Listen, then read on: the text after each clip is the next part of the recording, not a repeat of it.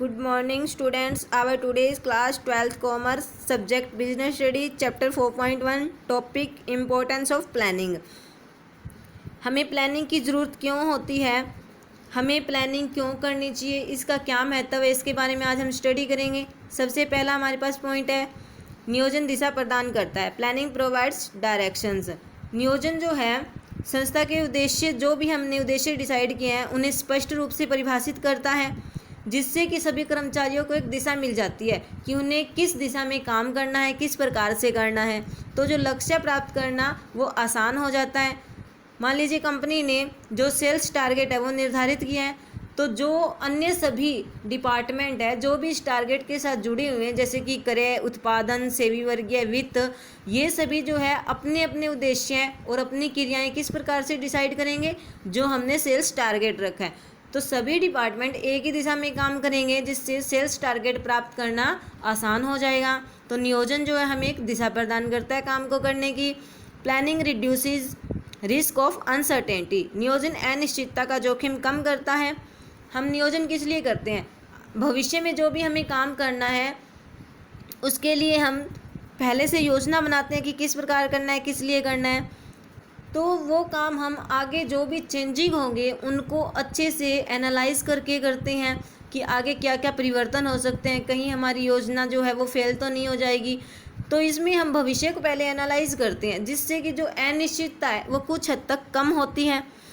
For example, बिक्री लक्ष्य निर्धारित करने से पहले बाजार सर्वेक्षण करके यह पता लगाया जा सकता है कि कितनी कंपनियां प्रतियोगिता में उतरने वाली है।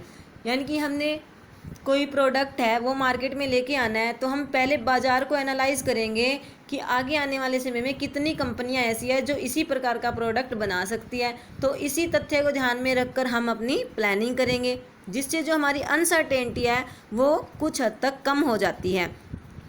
Planning reduces overlapping and wasteful activities. नियोजन आवश्यक क्रियाओं के छूटने व अपव्ययी क्रियाओं के होने को कम करना है। तो नियोजन जो है वो हमें एक दिशा प्रदान करता है कि हमें कैसे काम करना है, और हमें ये बताता है कि हमें कौन कौन सी क्रियाएं हैं वो करनी है। तो जिससे हम ज़रूरी क्रियाओं पर अधिक ध्यान दे सकते हैं, और ऐसी क्रियाएं जिनके ना करने से भी हम अपने लक्ष्य को प्राप्त कर सकते हैं तो उन्हें हम जो है छोड़ सकते हैं।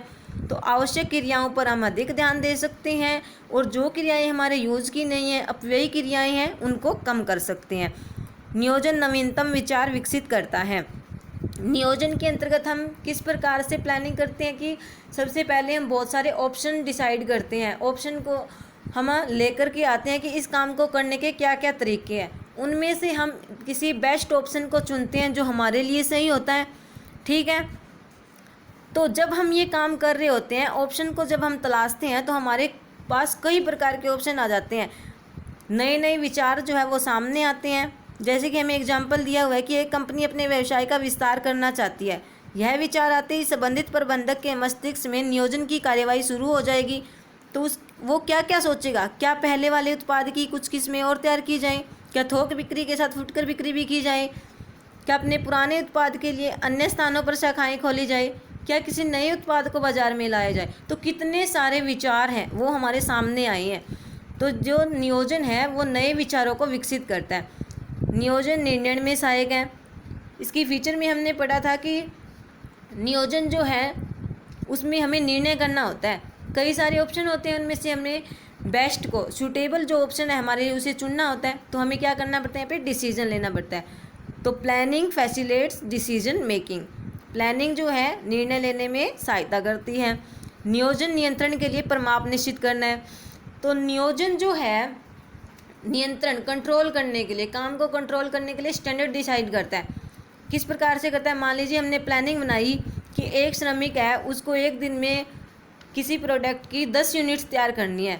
ये हमने प्लान किया था, लेकिन एक्चुअल में वो एम्प्लॉई ओनली 8 यूनिट ही तैयार कर पाता है। तो ये 2 जो यूनिट थी उनका जो हमारे पास नेगेटिव डेविएशन आया है, इसके लिए हम उस एम्प्लॉई को उत्तरदायी ठहरा सकते हैं कि ये 2 यूनिट्स है वो कम क्यों हुई है। तो इससे हम उसके ऊपर कंट्रोल कर सकते हैं। आगे हमारा टॉपिक है लिमिटेशंस ऑफ प्लानिंग। इसकी क्या क्या सीमाएं हैं। नियोजन की आवश्यकता व्यावसायिक और गैर व्यावसायिक दोनों प्रकार की संस्थाओं में होती है। प्लानिंग की जो आवश्यकता है वो हमें हर जगह पे होती है, लेकिन जो है इसके अंदर कुछ ऐसी कठिनाइयाँ हैं, कुछ ऐसी लिमिटेशंस है जिनसे हमें अवगत होना चाहिए। कौन कौन सी है वो लिमिटेशन?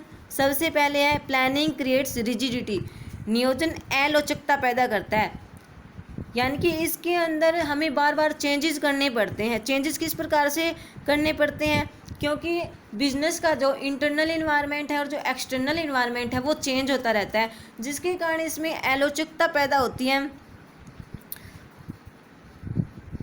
अलोचकता यानी कि प्लानिंग में हम जो है इसे आसानी से चेंज नहीं कर सकते। प्लानिंग हमारी लोचशील होनी चाहिए, ये रिजिड नहीं होनी चाहिए, कठोर नहीं होनी चाहिए। आंतरिक आलोचकता किस प्रकार से? नियोजन के समय संस्था के उद्देश्य, नीतियाँ, कार्यविधियाँ, नियम, कार्यक्रम आदि का निर्धारण कर देता है। इनमें बार बार परिवर्तन करना बहुत कठिन है, इसे आंतरिक आलोचकता कहते हैं।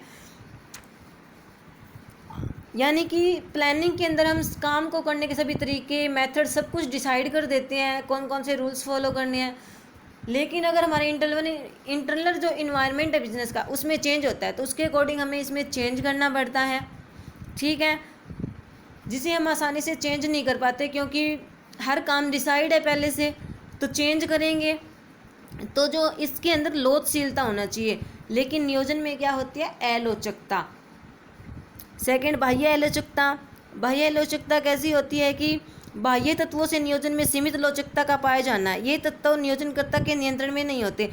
अगर बिजनेस के एक्सटर्नल इन्वायरमेंट में चेंज हो रहा है तो हमें उसके अकॉर्डिंग इसमें चेंज करना पड़ेगा, लेकिन ये जो एक्सटर्नल इन्वायरमेंट है वो बिज़नेस को ज़्यादा इफ़ेक्ट करता है। जैसे कि कोई नई गवर्नमेंट आ गई, उसने नई व्यापार नीति, कर नीति सब कुछ चेंज कर दिया, तो इसमें अचानक से हमें परिवर्तन करना पड़ेगा, तो जो हमने पहले प्लानिंग की थी वो सब हमारी फेल हो जाएगी। सेकंड, नियोजन परिवर्तनशील वातावरण में काम नहीं करता है। अगर जो इन्वायरमेंट है वो बार बार चेंज हो रहा है, वहाँ जो प्लानिंग है वो काम नहीं कर सकती, क्योंकि प्लानिंग के लिए क्या होता है कि हमें सब कुछ पहले से डिसाइड करना पड़ता है। ठीक है, लेकिन इन्वायरमेंट है जो वो तो जल्दी जल्दी चेंज हो रहा है, तो उस चेंज के अकॉर्डिंग हमें बार बार जो है हमारी प्लानिंग है वो चेंज करनी पड़ेगी। तो प्लानिंग जो है जल्दी जल्दी अगर वातावरण में परिवर्तन हो रहा है वहाँ ये काम नहीं कर सकता। नियोजन रचनात्मकता को कम करता है। Planning reduces creativity. किस प्रकार से कम करता है? क्योंकि हर चीज़ पहले से डिसाइड कर दी जाती है। मान लीजिए किसी एम्प्लॉय के पास काम को करने का उससे भी बेहतर तरीका है जो हमने डिसाइड किया, लेकिन यहाँ तो सब कुछ पहले से फिक्स कर दिया गया है, तो एम्प्लॉय जो है उस तरीके को बता नहीं पाएगा क्योंकि सब कुछ डिसाइड है और उसी के अकॉर्डिंग उसे करना पड़ेगा। नियोजन पर अधिक लागतें आती हैं। नियोजन के लिए हमें जो है लंबे टाइम के लिए हमें प्लानिंग करनी है, तो जो है हमारा खर्चा है वो भी ज़्यादा आएगा, क्योंकि ज़्यादा लोग जो है इसे बार बार इन्वायरमेंट को एनालाइज करेंगे, इंफॉर्मेशन एकत्रित करेंगे, तो टाइम तो लगेगा, तो हमारी कॉस्ट भी ज़्यादा आएगी। तो नियोजन जो है वो कॉस्टली बहुत होता है। नियोजन प्रक्रिया में अधिक समय लगता है। समय तो अधिक लगता ही है क्योंकि हमें फ्यूचर के लिए प्लानिंग करनी है, तो जगह जगह से इन्फॉर्मेशन इकट्ठी करनी, फिर उनको एनालाइज करना, फिर उसमें से जो हमारे लिए सुटेबल है उसको रखना, ये सब कुछ क्या है, एक लंबी प्रोसेस है। टाइमिंग, इसमें टाइम बहुत ज़्यादा लगता है, टाइम कंज्यूमिंग प्रोसेस है। नियोजन सफलता की गारंटी नहीं देता। हमने इतनी लंबी प्लानिंग की, हमारी कॉस्ट आई, इतना समय खर्च किया, लेकिन फिर भी हमें ये गारंटी नहीं होती कि हमारी ये जो योजनाएं हैं ये सफल होंगी, क्योंकि कभी भी कोई भी आपात स्थिति आ सकती है जिसके कारण हमारी प्लानिंग जो है वो फेल हो सकती है। तो ये थी लिमिटेशंस। माना कि प्लानिंग में कुछ लिमिटेशंस होती है, लेकिन हम इसे बेकार क्रिया नहीं मान सकते। ठीक है, कंक्लूजन हमारा यही निकलता है कि अगर हम इसकी बाधाओं को दूर करके अच्छे से प्लानिंग करेंगे तो हम अपने उद्देश्य को प्राप्त कर सकते हैं। हमें इसकी सीमाओं को दूर करना चाहिए और इसके महत्व को पहचान कर प्लानिंग पर ध्यान देना चाहिए। थैंक्स।